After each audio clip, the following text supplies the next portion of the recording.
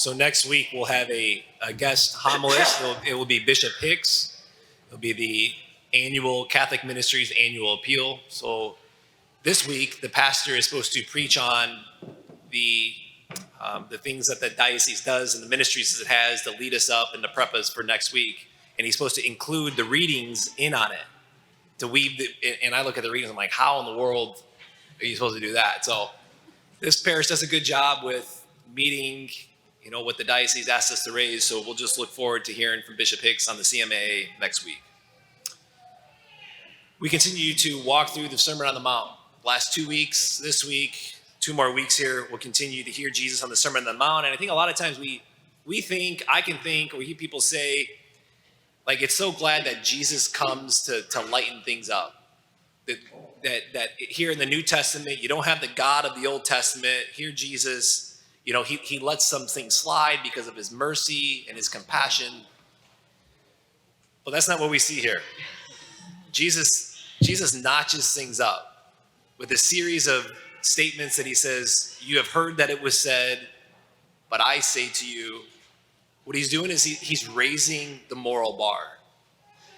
And when we say morality, what we're talking about is right or wrong behavior. And even more than that, Jesus gets into beyond behavior, he's getting into the heart. And he's getting into the inner disposition, the behaviors for human flourishing. For human flourishing and also for the common good to flourish. And so to get at our readings, I want to look at a recent poll that's on my mind, us being desensitized, and then lastly, some practical things for us to do to raise the bar.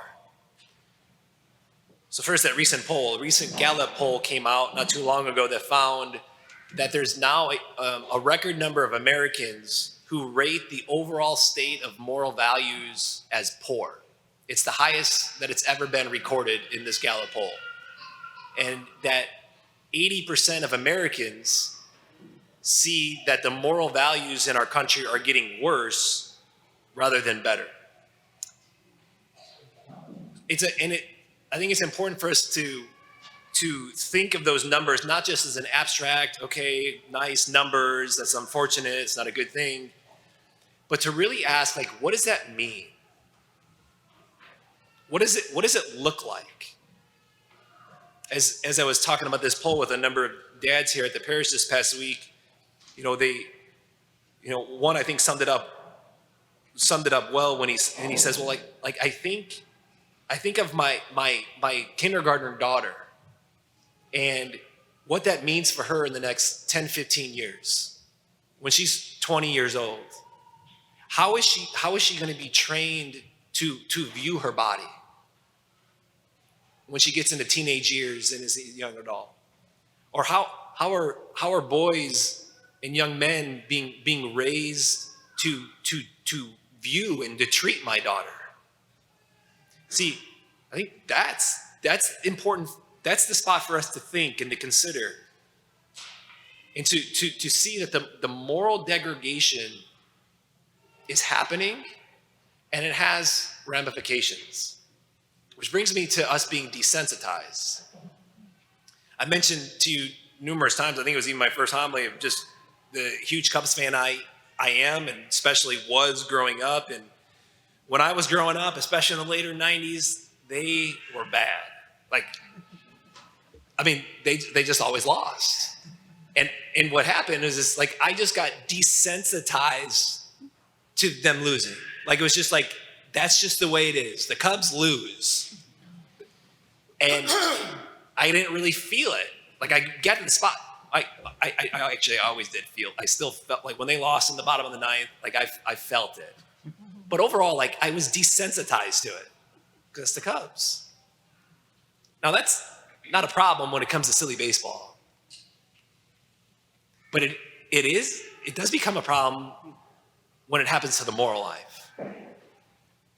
When we are desensitized to sin. And that's happening in our culture at a rapid rate of us lowering the bar and being desensitized to sin. We see it. You see music is filled with references of sex, drugs, and violence, where it's become so common that it no longer is a shock value. I did I just did a look a couple of days ago at the top songs on iTunes, the top charts on iTunes songs, and checked out a couple of music videos. Or we can look at the Grammys a couple of days ago that really like pushes the envelope, that does like, okay, what we saw, it's like, okay, that's a little shocking. But what happens when it's over and over and again? Like in 5 years, it's not going to be shocking. Because we can look back over the course of the last 5, 10, 15, 20 years, 40 years, and see that the shock value goes down and we're desensitized. Television or streaming, right? The streaming of, we don't really have TV really anymore, but the streaming and the movies. But the frequency of sex scenes showing more and more, the promiscuity. I mean, you can go on Netflix without, like, unabridged, and just go in and see things that you couldn't see on normal TV. And what we say is it's just the way it is now. It's just how it is. What that is us being desensitized to sin. And maybe it happens no other place like it does, like at the rapid pace of the desensitization as it is in social media. Like apps like Instagram, where I can continually see what's considered soft porn, but where it desensitizes me to where I don't even know that it's porn. Or think of like growing up and kids thinking like, well, it's just normal to show these parts of my body in this way and this frequency. That's us being desensitized to sin, and it has ramifications on our soul. It has ramifications of our peace, of our level of happiness, and it doesn't lead to human flourishing, because sin is bad for us. And I think it's important to say it's not just for ourselves, but the desensitization of sin also has an impact on how we relate to one another. How I relate and interact with my siblings. How I interact with my parents. How my relationship is with my spouse. The desensitization of sin impacts those relationships. And we see that played out all over in society with increased loneliness, with increased number of people not getting married. I saw a study, recently that showed that youth are having less sex. Now, to be clear, sex is for marriage, but even youth, the studies are showing that youth are having less sex. The desensitization of sins even affects our passions and how alive they are, and to know what is ultimately authentically true, good, and beautiful.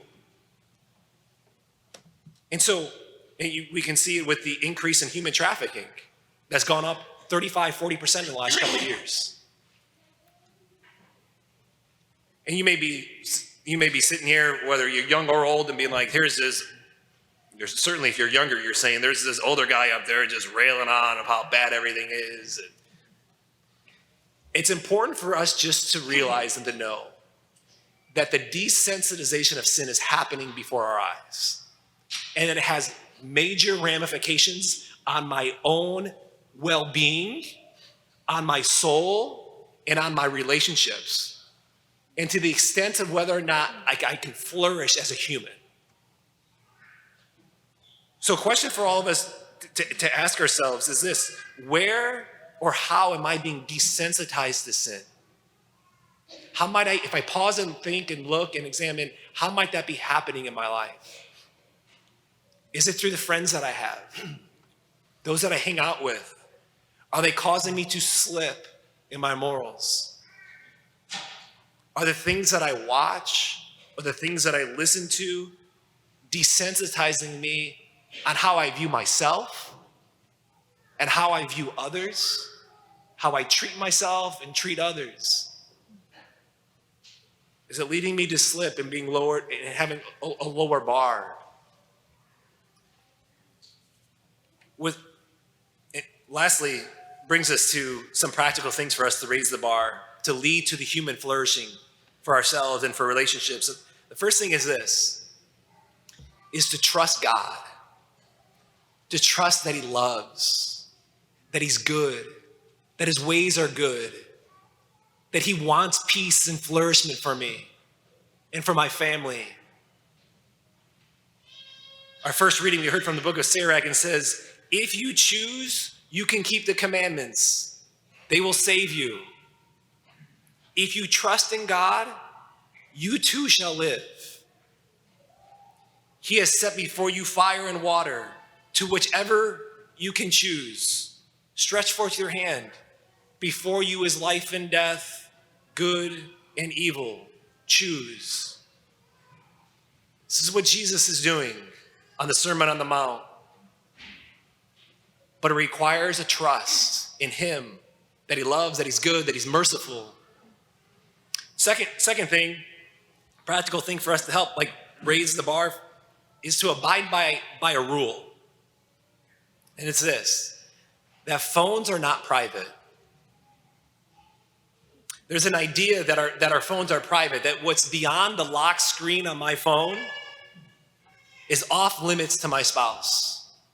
That is off limits to my parents. That should not be the case for a Christian household. Spouses should have access to their spouse's phone, generally speaking. Parents should have access to their children's phone, generally speaking. We want to maybe it's like coming together and declare as a family, our phones are shaping us.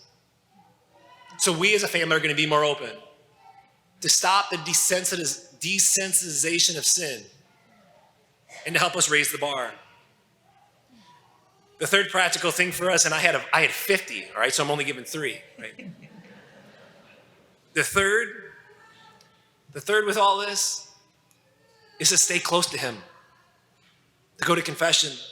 Because maybe we're here and we're like, my goodness, my ears have been so used to listening to this, and it's caused me to be desensitized to sin. Or my eyes have been looking at this for so many months and years and decades that I know it's caused me to be desensitized, and it's affecting myself and my relationships. We can go to him. We can go to him who went to the cross, who redeems, to be resensitized. We can be resensitized to sin.